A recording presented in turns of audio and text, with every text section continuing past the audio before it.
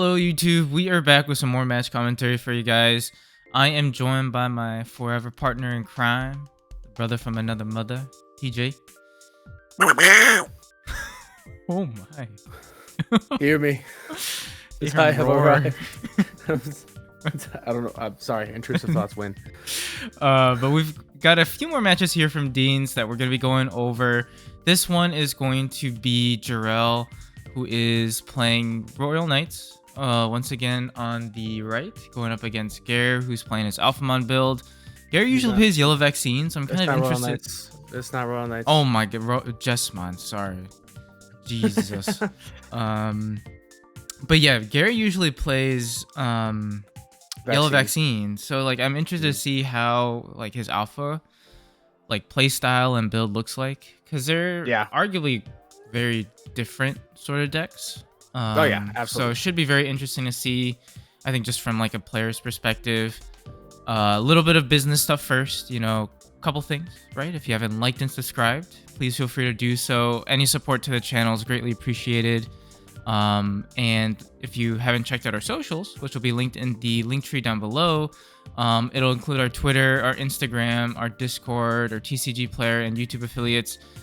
Really just another way for you guys to interact with us. It's been great seeing a lot of folks jump onto the Discord and just kind of shoot the shit with us and talk a lot about like spoilers, deck building stuff, etc. So it's been really fun just getting to know a lot of you guys. So if you haven't checked them out, haven't joined our Discord yet, please feel free to do so. And yeah, without further ado, let's hop right into the round. Well, Jorel, don't hurt me. I promise I know what you're playing. I mean, you're not. You're technically not entirely wrong. Jesmon is a Royal Knight. It's just not other. Well, no, I mean, if Genku's in there, then it's, you know, you got 2 out of the 13. Just so you know, numbers. Okay, right off the bat, we see Gare, Doru in the back, which is pretty solid, and then Ryuta just to search.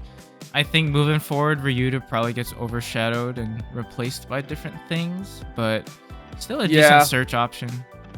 It's still, the decoy is just kind of useless most of the time.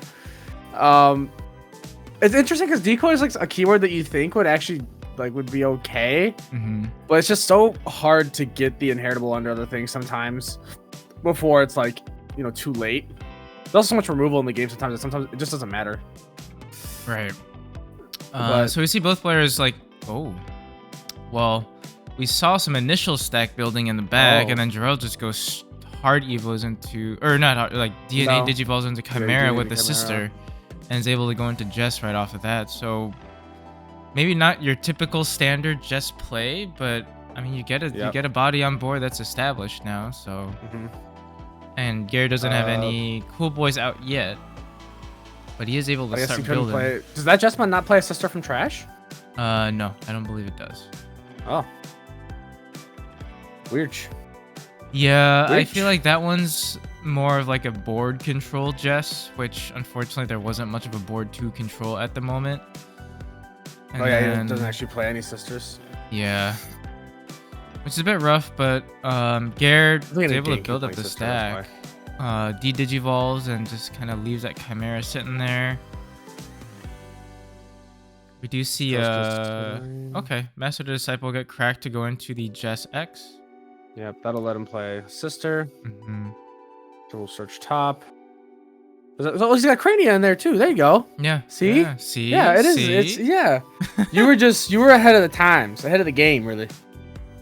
Nice. So we see a Crania come out. We blitz over the stack with piercing, picks up a Zubagon punch out of the hits. Just got reboot, immune to effects. Also, that was a very clean stack, like clearing from Gare. That was pretty, like the way he just scooped his hand down. It was super clean. It was very satisfying to watch. Not the stack getting cleared, but just like the way the motion. Yeah. It was like almost the poker table. Swoop. Yeah, very much so. So Jorel is technically just threatening game right here. I want Alpha to be good again. I know. Oh, I know. I know some people probably, well, he probably wants to save it to just go up Just on the in line if he case, needs yeah. to. Yeah. And he also, I mean, he's just has game and Yeah. all that. Alpha's not really known for its security bombs, so. You know, and speaking of Alpha, like spoiler alert, we are messing around with some proxies, so we will be getting some BT-16 match play down the road, pre BT-16 for you guys with some proxies. Yes. Yeah. Which should be good, but you know, I was kind of like looking at Alpha stuff, and I was like, maybe there's a way I can splash these like Dorumons, Darugamons in there, and maybe nah. Doesn't do it. It's more focused on the Dorumon. The Dorumon is okay. Like you can use the Doru. Yeah. But everything even then, it's still like the protection fit. it gives is pretty solid, but it's nothing insane for it because you're still vulnerable to deletion effects, and you know you're still very vulnerable to deletion with Alpha because you don't like the Doru Gray is the only thing that stops you from being like the limited to one Doru Gray was the thing that stopped you from being deleted. Right. And then like I guess like you know the BT-13 Alpha has like the one layer of protection, but yeah. Yeah, it's just it just feels like sort of just purgatory right now again, which is what it felt like after like pre-ban or post-ban list. It just felt like it was a deck that like was good but not good enough to really do anything. Yeah. I wonder what Alpha would do right now if Doru got unlimited, because I feel like it wouldn't. I feel like it would just be fast enough to keep up with the meta, but I feel like there's so much other removal now that like I almost kind of envision it as like a less efficient Fenry in a way, where it does what Fenry wants to do, but just in a little clunkier way, in a different style altogether. You know, it's a little bit more of that like black control-y. But I think the better way to phrase it is probably just another OTK strategy, right? It's just an OTK strategy that like sometimes it sees everything, sometimes it doesn't. Which is what it was before it got hit. Right. It was too consistent and it had too many protections for the time. But I think now, I don't know. Maybe I'm capping. I don't think that Doru Gray would do anything crazy for the SOC version, like with the new Dorugora stuff. But maybe that's wrong. Like I don't know. Because the current Doru Gray is such an important combo piece for it. Jesus Christ, Gare. Anyways, so we just see Alpha doing Alpha things. Gare's just cycling through his deck as he goes up his line. All those cool boys just allowing him to have so much free gas. Because he started the turn with a level 3. He did have a training, but was starting the turn at like 2 memory, I think it was, and has now spit out another cool boy and has gone up into a Dex Dorugora. Or Dex Doru Gray, sorry. And was stayed at 2, but then had to drop the Sunariza because it looks like she was missing some pieces there, which is a not too unfamiliar sight with Alpha. Deletion protection is live, but if Jorel has Jess X, then it doesn't really matter. Oh my god, this guy is again? So it goes into Jess. It will clear the Suna, not the Dex Doru Gray stack though, because of the Doru Gray protection. He also doesn't have enough bodies on board to clear it anyways. Okay. We're going right into GX. Load Genku. Honestly, like that's the play. I feel like. I mean, if you're playing Jess, you just want to get into a Jess X, or Jess GX. That's just your win con. Yeah. You just get into him as soon as possible. Like Alpha doesn't really have a good way to deal with it outside of like Oryukin. But depending on what he tucks in there, like it may not even be affected by Oryukin's effect. Yeah, like this is the thing. Like Jesmon is such a powerful deck. It's just not consistent at all. Yeah. So that's why like because sometimes it just bricks. You don't see your level 5, you don't see level 4, and you just lose the game before you even have a chance to do anything with how fast the game is nowadays. Gets a little, bricked up. But it's I mean, for people that don't know, that are maybe a bit newer to the channel, not like Jorel has been cooking with Jesmon. So like he's been a Jesmon stan since day one. Like every format he tries to find a way to make the deck work. And like admittedly, like he knows the deck inside out. He plays it super well. Right. But sometimes there's only so much you can do, Right.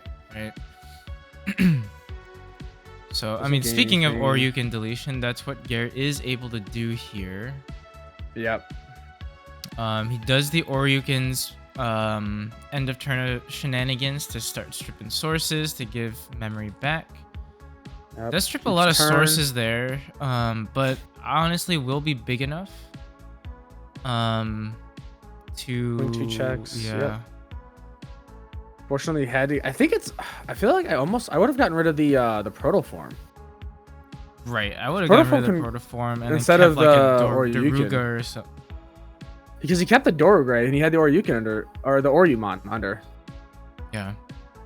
Okay, it looks like Jorel just scoops there because I think Jorel just scoops because he doesn't have anything in hand, and he knows next turn it's over. And that is another thing too that I think Jess does struggle with, right? Is that if you do deal with the GX, most often than not, you're in a pretty decent spot. Yeah.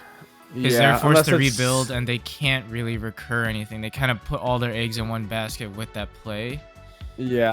And and sometimes they can be okay because they wideboard so heavy, but admittedly, I think this version of Jorel's build doesn't wideboard as much. It's just more focused on just getting into GX as fast as possible and swinging for as many checks as possible. Right. So it still does natural Jesmon wideboard things, but it's not like, I don't think it goes as crazy as other Jesmon variants can do. Right. But yeah, that was a clean turn from Gare. Yeah. Pretty good illustration of what Alpha can do given the right sort of setup, and given the time to set up. Because nowadays it's just not fast enough to do much.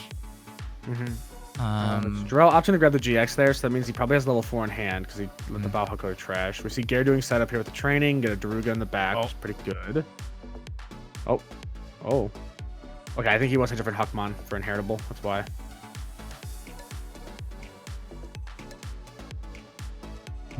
Okay. Okay. Drops the Blanc, get some draws. Pretty good. So Gare, this is where I think Gare can kind of start doing things. He does end up pushing up, Cool Boy effect off of the Dex Daruga is a lot of gas. Almost whiffed on the Doruga effect. But starts to able to climb a line, able to pop the Blanc off of the Dex Daruga effect, swings over the Huck for good board control. Not leaving anything on board is a smart idea against Jess, and then chokes to 1 pretty efficiently. So not bad. A good Congo play. Yeah. It's good one choke just to sort of slow him down. I think doesn't really. Yeah, it's fine. Slows him down with the I guess a Master Disciple there to try and grab other pieces. Okay, swings and does end up living. Yep. Big 9K guy. Yeah. Drops a Dorumon to look for some pieces and passes turn over at 2, which was a bit risky with that swing, I will say. That stack dies, he's kind of in a rougher spot, but it looks like Jorel is also in a rough spot, having to hard slam a Savior Huck. Oof, yeah, that's a lot of memory to give over, but I think it looks like Gare's missing level 6. Looks like he's trying to consider how he wants to get some draw going. Swings, hits a Sister CL. Yeah. Drops another Doru. At this point, I say you pick up the Orumon and just go into it, correct? Because you can pop the play cost of 7. Yeah. So I can pop the... Slide something underneath and then chokes effectively to 1. We know that Jorel is missing pieces, so... I feel like every time Jorel is struggling, he is missing that level 4. Yeah. Okay, so he did... He did not have a 4 and picked up the He didn't. GX. He just picked... Yeah. Oof. But I guess he didn't want the GX in trash because he knows he needs that more. Swings and he's just hoping he'd draw to level checks, 4. And then bop goes for game. Yeah, that's it. Alpha takes it.